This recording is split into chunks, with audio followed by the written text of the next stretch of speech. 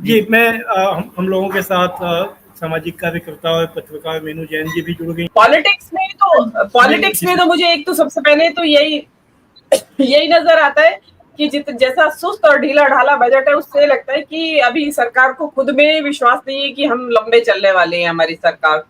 तो उसमें जो जिन बैसाखियों पे खड़ी हुई है सरकार, उन दो बैसाखियों का तो ध्यान रखा गया है। और लेकिन बाकी आपने देखेंगे, इसका अगर आप विश्लेषण करें तो इन्होंने बिहार और जो आंध्र प्रदेश, जिनके की पहली शर्त ये थी कि विशेष राज्य का दर्जा, विशेष पैकेज, राजधानी के लिए आप हमें बनाने के लिए पैसा देंगे, तो उसमें देखा जाए तो उनको बिल्कुल पीनट्स, बिल्कुल एक छोटे छोटे एक छोटी मूंगफली की छोटी सी पुड़िया पकड़ा दी गई है दाने की। जैसे कि आंध्र प्रदेश में उन्होंने मांगा 1 लाख करोड़ अपनी राजधानी बनाने के लिए, मोदी जी ने उनको क्या पकड़ा दिया, 15,000 करोड़, और कि बाकी का सपोर्ट बाद में। मतलब बाकी का सपोर्ट किसने देखा बाद में, अगले साल आप रहेंगे भी या नहीं रहेंगे। तो वो चीज तो यही बिहार के साथ हुआ। उसमें आपने उन्होंने उनको दिया आपने 26,000 करोड़ रुपया, और बता रहे हैं कि हाईवे डेवलपमेंट के लिए। तो उसमें खाली हाईवे डेवलपमेंट नहीं है, उसमें आपने साथ साथ क्या जोड़ दिया, मेडिकल कॉलेज भी है, उसमें एयरपोर्ट भी है, उसमें राजगीर नालंदा का डेवलपमेंट भी है। तो वो सारी चीजें हैं। और जो आपने हाईवे प्रोजेक्ट की बात जो की, उस हाईवे प्रोजेक्ट की तो ठेका कोई बिहार की कंपनियों को तो मिलेगा नहीं, वो जहां की कंपनियों को मिलेगा वो गुजरात की कंपनियों को मिलेगा। तो वो चीजें, वो जो, और इसी तरीके से जो आपने आंध्र प्रदेश के साथ किया, उनका ना तो अमरावती कैपिटल बनेगी उतने में, और ना ही उनका जो पुलावरम जो सिंचाई योजना है, जिसके लिए वो उनकी प्रायोरिटी है, वो उसका तो खर्चा वहां पूरा ही नहीं हो पाता है। मतलब जो उनकी मांग थी, जिस वजह से सच पूछे तो उन्होंने इन्हीं दो मुद्दों को ध्यान में रखते हुए आपको आपको उन्होंने समर्थन दिया था, आप उनमें से किसी को भी पूरा नहीं कर रहे हैं।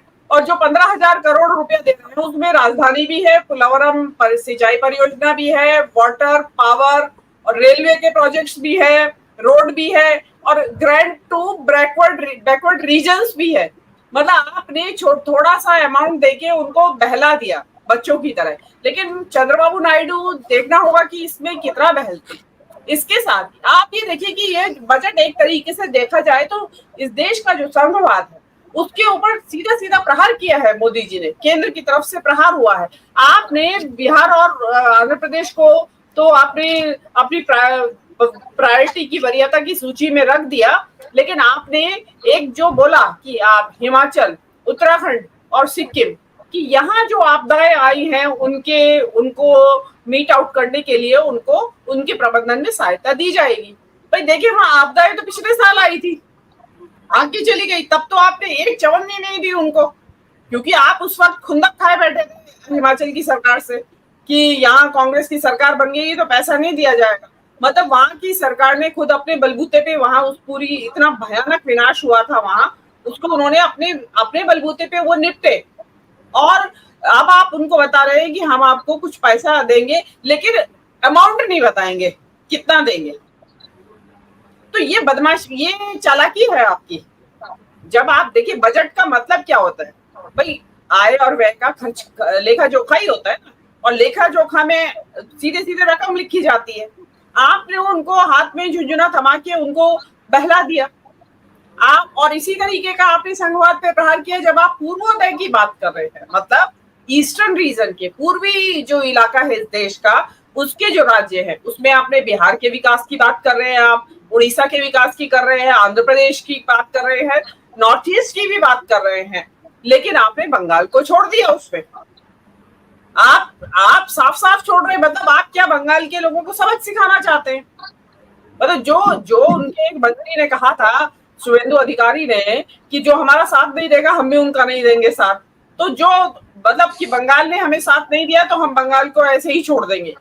मतलब आपकी प्रायोरिटी में बंगाल नहीं है, आपने पूर्वोदय की बात करते हैं और बंगाल को कैसे छोड़ सकते हैं? ये कोई ऐसा नहीं है कि आपका भाई थोड़ा स्लिप हो गया माइंड से इसलिए रह गया बंगाल, बाद में जोड़ देंगे, ऐसा नहीं है। इसका मतलब क्या है कि आपने बिल्कुल सोची समझी साजिश के तहत, बिल्कुल आपकी जो चालाकियां हैं, जो आपके जो छल प्रपंच चलते रहते हैं, उनके तहत आपने इसको बनाया है। और ये जो बजट है, इसमें आप बात कर रहे हैं युवा अप्रेंटिसशिप की। ये सबसे इम्पोर्टेंट बात है।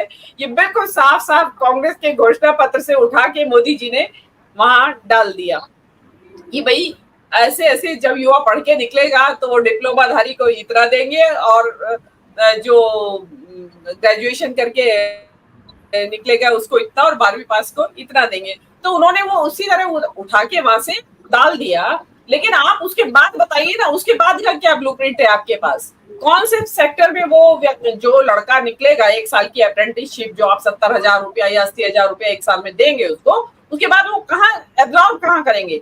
उसके लिए आपके पास कोई प्लान नहीं है। इसीलिए आप देखेंगे कि विपक्ष की तरफ से राहुल गांधी बार बार मैन्युफैक्चरिंग सेक्टर की बात कर रहे हैं, क्योंकि मैन्युफैक्चरिंग सेक्टर में ज्यादा वर्कफोर्स एब्जॉर्ब हो जाती है, जो कि आपके सर्विस सेक्टर में नहीं हो पाती। और आप देख रहे हैं जिसको हम जॉबलेस ग्रोथ कह रहे हैं, वो यही तो है कि सर्विस सेक्टर के पे हमारा सारा जोर है। उस पे भी दीजिए, लेकिन सर्विस सेक्टर पे भी जोर दीजिए, लेकिन आप मैन्युफैक्चरिंग सेक्टर के ऊपर जोर नहीं दे रहे हैं, क्योंकि इन्वेस्टमेंट नहीं आ रही है, पूंजीपति इन्वेस्टमेंट करने के लिए तैयार नहीं है। तो आप जो है वहां से निकलने के बाद अगेन फिर वहीं की वहीं स्थिति आ जाती है। लेकिन इन सब के साथ आपने जो जो ग्रामीण क्षेत्र है, जो गरीब वंचित शोषित लोगों की जो परियोजनाएं हैं, उनके ऊपर आपने कहीं पे भी बात नहीं की। मनरेगा की क्या बात करें, आप वही कमाएंगे बजट, उल्टे उसमें घटा दिया है आपने बजट। मेरे पास पूरी लिस्ट है, अगले राउंड में मैं आपको पूरा बता दूंगी कि ये जो जितनी भी जो पिछड़ा तबका, जो जिसको कहते हैं कि शोषित वंचित तबका है इस समाज का, उसके लिए जो परियोजनाएं चलाई जाती है, उसमें किस किस तरीके से बजट में कटौती की गई है, या फिर बजट को एज इट इज रहने दिया गया है। मतलब उसमें ना तो इन्फ्लेशन रेट का कोई कंसिडरेशन किया गया है कि भाई महंगाई बढ़ गई है इसलिए इसको बजट को बढ़ाया जाए, तो वो सारी चीजें उन्होंने नहीं की। मैं आपको उसमें अगले मीनू जी, मैं बताती हूँ। आपसे एक छोटा जवाब, मैं बादल सरोज जी आ गए हैं, सीपीएम के लीडर हैं, मैं उनके पास भी जाऊंगा। आपने ये कहा कि अप्रेंटिसशिप जो है वो 1 साल के बाद वो कहाँ जाएंगे, यही बात आरबी सिंह जी भी अभी कह रहे थे। तो क्या यही सवाल जब कांग्रेस पार्टी ने अपने मैनिफेस्टो में ये वादा किया था, उन्होंने 1 लाख रुपया देने की बात कही थी, तो क्या यही सवाल कांग्रेस पार्टी से भी नहीं पूछा जाए? क्योंकि आज कांग्रेस पार्टी उसको ओन कर रही है, कई नेता कह रहे हैं कि हमारा कट पेस्ट कर दिया इन्होंने, ये तो हमारी योजना थी। ये सवाल तो उनके सामने भी रखा जा सकता है कि आप अगर दे देते 1 लाख रुपया देते साल भर, उनको अप्रेंटिसशिप दे दिया, उसके बाद उसको जॉब कहाँ मिले? जो मैंने आपको बोला था, शायद वो ध्यान नहीं आया, आपके ध्यान में नहीं आया कि राहुल गांधी बार बार मैन्युफैक्चरिंग सेक्टर की बात कर रहे हैं। आप ध्यान होगा उन्होंने जो पहली भारत जोड़ो यात्रा शुरू की, और उसके बाद जो दूसरी भारत जोड़ो न्याय यात्रा हुई, और उसके बाद चुनावी रैली तक, वो लगातार मैन्युफैक्चरिंग सेक्टर को डेवलप करने की बात कह रहे हैं। एमएसएमई को जनता को सपोर्ट देने की, बूस्ट देने की बात कर रहे हैं, क्योंकि देखिए इस देश का बहुत बड़ा रोजगार जो है वो एमएसएमई सेक्टर से आता है, ही देता है। जो असंगठित छोटे छोटे है उद्योग हैं, जो मीडियम और जो लघु जो व्यवसाय है, उद्योग हैं, वो देते हैं, वो तबाह हुए पड़े हैं, तो उनको सपोर्ट दिया जाएगा। दूसरा, मैन्युफैक्चरिंग सेक्टर को सपोर्ट दिया जाएगा। आप देखिए ना, चाइना में इतनी बड़ी आबादी कहाँ कहाँ एम्प्लॉय हो रखी है, मैन्युफैक्चरिंग सेक्टर में ही एम्प्लॉय हुई है ना, क्योंकि मैन्युफैक्चरिंग वहाँ बहुत उसके बड़े स्तर पे हुई। अभी हाल की बात नहीं मैं कर रही हूँ, लेकिन जो पिछला जो रिकॉर्ड बता रहा है, तो मैन्युफैक्चरिंग का जो सेक्टर है उसके बारे में बात हो रही है कि उसको बूस्ट करने के लिए कदम उठाए जाएंगे। और सेकेंडली, एमएसएमई सेक्टर को मजबूत बनाया जाएगा, जो कि मरा पड़ा है, नोटबंदी के बाद से तबाह हो चुका है, तो उसको रिवाइव किया जाएगा, ताकि लोग उसमें, इन लोगों को जो ये अप्रेंटिस बन के निकलेंगे, ये उसमें एब्जॉर्ब हो सके, क्योंकि अनुभव से लेस होंगे, इसलिए नौकरी मिलने में उस सेक्टर में उनको मुश्किल नहीं पड़ेगी। जी देखिए, पहले जो बजट पेश किया जाता था 2014 से पहले, तो वित्त मंत्री अपनी जो नई योजनाएं बता रहे हैं उनके साथ साथ वो पुरानी योजनाओं की उपलब्धि भी बताया करते थे कि भाई इसमें हमें ये उपलब्धि हुई या ये उपलब्धि हुई, इसलिए हमने इसमें ये बजट एलोकेशन बढ़ा दिया, कुछ ऐसा हुआ करता था। अब पिछली योजनाओं का क्या हुआ, make in India, skill in India में, स्टैंड अप और सिट डाउन, जो भी कुछ इंडिया था इनका, उसका क्या हुआ, क्या रहा उनका हश्र, क्या हुआ, कोई जिक्र उन चीजों का इस बजट में नहीं था। दूसरी बात, आपने अभी R&D की बात कर रहे थे जोशी जी, तो वाकई में मैं आपको बहुत बड़े स्तर की, बहुत hi fi R&D, sophisticated R&D की बात नहीं कर रही हूँ। मैं बिल्कुल डेली हमारे जो जीवन की समस्या से जुड़ी हुई बात है उसकी R&D। पराली की समस्या किसानों की, इस देश में पराली की समस्या, सर्दी का मौसम आते ही जैसे ही खरीफ की फसल की कटाई होती है, एक ये मुद्दा खड़ा हो जाता है देश के अंदर, पराली का क्या होगा। मतलब हमारे देश में इस तरफ ध्यान नहीं दिया गया कि भाई इस पराली की समस्या का डिस्पोजल का कोई तो इलाज होगा। मतलब कोई विदेश से आ जाएगा इलाज आपकी पराली की समस्या का समाधान करने का, तो आप उसको अडॉप्ट कर लेंगे, लेकिन आप अपने यहाँ नहीं एनकरेज करेंगे कि भाई इसकी इस समस्या का समाधान साइंटिस्ट निकाले। ऐसा नहीं है कि ये लाइलाज समस्या है। दूसरी समस्या है इस देश में कोहरे की, सर्दियों में जो कोहरा होता है, सफेद कोहरा, उसमें फ्लाइटें, ट्रैफिक डिस्टर्ब हो जाता है। मतलब आज तक आप कोई इस तरीके का इंतजाम नहीं निकाल पाए कि आपकी कोहरे के बावजूद लैंडिंग हो जाए। अब तो हल्के कोहरे में तो होने लगी है लैंडिंग फ्लाइट्स की, लेकिन कोहरे की समस्या आज भी जो के तू है, उसी तरह एक्सीडेंट हो रहे हैं। मतलब कोई एंटी फॉग लाइट भी आप नहीं कर पाए इजाद, लाते हैं तो थोड़ी चाइना से ले आते हैं, वो लगा लेते हैं, वो कभी इफेक्टिव होती है, नहीं भी होती। आप तो चाइना के माल का आपको पता ही है। लेकिन हम इतने बड़े साइंटिस्ट और इंजीनियर्स प्रोड्यूस करते हैं हम देश में, इस बात का दावा करते हैं, उसके बावजूद भी हमारे पास कुछ है नहीं। अब रही बात आपकी जो आंकड़ों की बात आप कह रहे थे, देखिए इसमें जो सर्व शिक्षा अभियान का जो आंकड़ा है, जो बजट है, वो 37,500 करोड़ रुपए का था और वो 2 साल से यही चला आ रहा है। सरकार की प्राथमिकता देखिए शिक्षा को लेके कि उसी आंकड़े पे टिकी हुई है, कोई इन्फ्लेशन रेट नहीं बढ़ा, कोई, इसका मतलब ये हुआ कि स्कूलों की वृद्धि भी नहीं हुई, स्टूडेंट्स भी नहीं बढ़े, इसका मतलब वो वहीं का वहीं चले आ रहा है। उसके बाद आदिवासी विकास का बजट, वो भी वही का वही है, सालों से वही का वही चल रहा है। वात्सल्य मिशन, माताओं के लिए जो पोषण की बात होती है, वो 1472 करोड़, वो भी 2 साल से वही का वही है। मतलब या तो माताओं की संख्या नहीं बढ़ी है, या पोषण जो है उसके रेट नहीं बढ़े हैं, जो भी आप पोषण के नाम पे माताओं को देते हैं वो वही का वही है। ऐसी मिशन शक्ति का बजट, वो भी महिलाओं के एम्पावरमेंट का बजट है, वो भी वही का वही पड़ा हुआ है।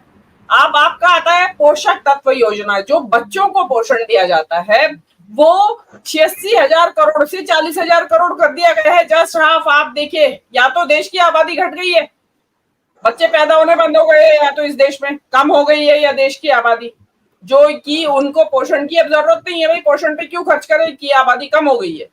या तो फिर आप आंकड़ा दीजिए, साथ में सपोर्टिंग आंकड़ा दीजिए ना, कि हमारे देश में आबादी दर जो है, जो नए बच्चे पैदा हो रहे हैं वो कम हो गए हैं, इसलिए लिहाजा हमने ये पोषक तत्व योजना को का बजट हमने कम कर दिया है। और रही R&D के बजट की बात, ये 50,000 करोड़ का बजट हुआ करता था, इसे 20,000 करोड़ कर दिया गया है। आप बात कर रहे हैं कि R&D में खर्च नहीं हो रहा है, यहाँ उस बजट को ही घटा दिया गया है। बजट कहाँ ले जाया जा रहा है? मंदिरों के डेवलपमेंट में। आप टेम्पल टूरिज्म की बात हो रही है बजट के अंदर, राजगीर में कॉरिडोर बनेगा, मतलब कॉरिडोर बना के अभी इनकी तसल्ली नहीं हुई, शौक पूरा नहीं हुआ कॉरिडोर का। मतलब पूरे देश के धार्मिक स्थल है, वो उन सब में कॉरिडोर बनाना इस सरकार का पहली प्राथमिकता है। कितने कॉरिडोर बनाएंगे आप? वो आप डेवलपमेंट के काम में लगाइए ना। आप लड़कों को जो अप्रेंटिसशिप की बात जो कर रहे हैं, वो सरकार उसका रास्ता निकाला है। वो जो कॉर्पोरेट का CSR होता है, कॉर्पोरेट सोशल रिस्पॉन्सिबिलिटी का जो बजट है, उससे दिया जाएगा उनका कुछ अंश। मतलब जो पैसा कॉर्पोरेट को समाज के हित में लगाना था, मैंडेटरी है उनके लिए, उसको वहां से हटा के आपने इसमें लगवा दिया, अप्रेंटिसशिप का जो स्टाइपेंड जो आप देंगे। आप चालाकी देखिए, ये बड़ी बारीक बारीक सी चालाकियां हैं, और लेकिन पब्लिक की आंख में धूल झोंकते, क्योंकि आम आदमी को इस बात से कोई मतलब नहीं होता। हम और आप बैठे हैं, हम क्योंकि थोड़ा सा ज्यादा डीप में जाते हैं और जानना चाहते हैं कि एक्चुअली सरकार की मंशा क्या चल रही है। तो इनका तो ये है कि इधर का सामान उठाया उधर रख दिया, उधर का सामान उठाया उधर रख दिया, और बजटों में कटौती कर दी है। मेरे हिसाब से ये जो बिहार सरकार को और आंध्र प्रदेश सरकार को ये पैसा दिया गया है, ये इन्हीं सब योजनाओं का, जिनका मैंने नाम लिया, इनमें से कटौती कर करके वहां दे दिया गया है। अगर इन क्योंकि इन योजनाओं में कुछ अगर एलोकेशन बढ़ाते तो ये वाला पैसा ना दे पाते, तो इन्होंने इनको ये दे दिया। और अभी देखिएगा आप कैसे जो ये बिहार और आंध्र प्रदेश का ये तसा के देंगे इनको। अब इसमें देखना होगा कि उनका आत्मसम्मान कितना बुलंद है, नायडू और नीतीश कुमार साहब का, कि वो इस जो भिक्षा मिलेगी उनको, उसको कितने सम्मान के साथ ग्रहण करते हैं या नहीं करते हैं, ये सोचने वाली बात होगी। और देखिए बजट जो है, बजट जो कोई अगेन अभी ये मेरे से पहले पैनलिस्ट साहब कोई कह रहे थे कि भाई पहले जैसे कांग्रेस के जमाने में, शायद बादल सरोज साहब ने कहा था कि भाई कांग्रेस के जमाने में विशेषज्ञों की टीम रहती थी हर विषय के ऊपर। अब तो ना तो विशेषज्ञों की टीम है, और अगर है भी तो सलाह नहीं ली जाती उनकी, क्योंकि इस देश में एक ही विशेषज्ञ है, वो सर्वज्ञानी है। तो जो उनके दिमाग में आ जाता है वो ही पॉलिसी है इस देश की, और वो उसी तरीके से चल रही है। और देखिए आई एम सॉरी टू से कि अर्थव्यवस्था के बारे में या अर्थशास्त्र के बारे में मोदी जी का ज्ञान शून्य है, बिल्कुल शून्य, क्योंकि उन्होंने पढ़ाई नहीं की है। मैं ये नहीं कह रही हूँ हम सब बैठे हैं कि सब अर्थव्यवस्था के अर्थशास्त्री हैं, ऐसा नहीं है, लेकिन हम पढ़े हैं, हमने एक अप टू ग्रेजुएशन लेवल कुछ पढ़ा है अर्थशास्त्र के बारे में, और ज्ञान की वृद्धि करते ही रहते हैं निरंतर। मोदी जी ने तो पढ़ाई ही नहीं की है, पढ़ने के बाद वो संघ के प्रचारक बन गए, वहां कोई लेना देना नहीं है शिक्षा का।